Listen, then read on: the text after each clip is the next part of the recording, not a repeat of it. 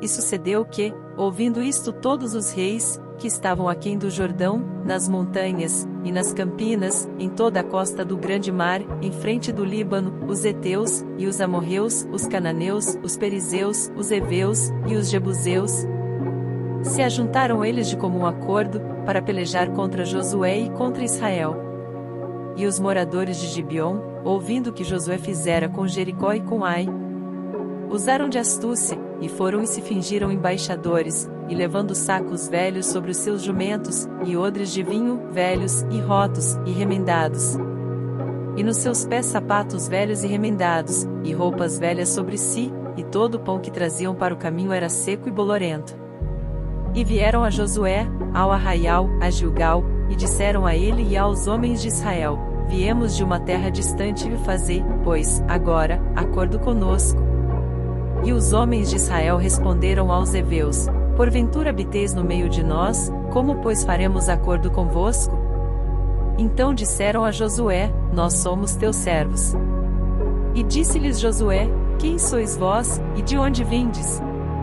E lhe responderam: Teus servos vieram de uma terra muito distante, por causa do nome do Senhor teu Deus, porquanto ouvimos a sua fama, e tudo quanto fez no Egito. E tudo quanto fez aos 2 reis dos amorreus, que estavam além do Jordão, a Sion rei de Hesbom, e a Og, rei de Bazã, que estava em Astarote. Por isso nossos anciãos e todos os moradores da nossa terra nos falaram, dizendo: Tomai em vossas mãos provisão para o caminho, e ide-lhes ao encontro e dizei-lhes: Nós somos vossos servos, e fazei, pois, agora acordo conosco. Este nosso pão tomamos quente das nossas casas para nossa provisão, no dia em que saímos para vir a vós, e ei-lo aqui agora já seco e bolorento. E estes odres, que enchemos de vinho, eram novos, e ei-los aqui já rotos, e estas nossas roupas e nossos sapatos já se têm envelhecido, por causa do muito longo caminho. Então os homens de Israel tomaram da provisão deles e não pediram conselho ao Senhor. E Josué fez paz com eles, e fez um acordo com eles, que lhes daria vida, e os príncipes da congregação lhes prestaram juramento. E sucedeu que, ao fim de 3 dias, depois de fazerem acordo com eles, ouviram que eram seus vizinhos, e que moravam no meio deles.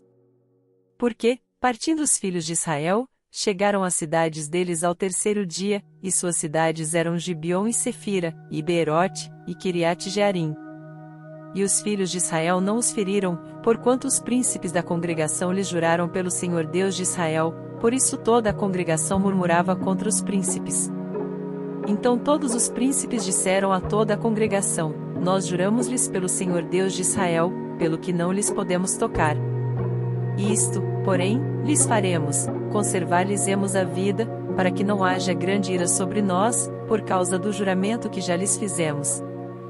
Disseram-lhes, pois, os príncipes: Vivam, e sejam rachadores de lenha e tiradores de água para toda a congregação, como os príncipes lhes disseram.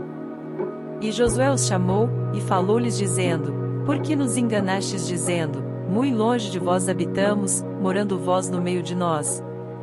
Agora, pois, sereis malditos, e dentre vós não deixará de haver servos, nem rachadores de lenha, nem tiradores de água, para a casa do meu Deus.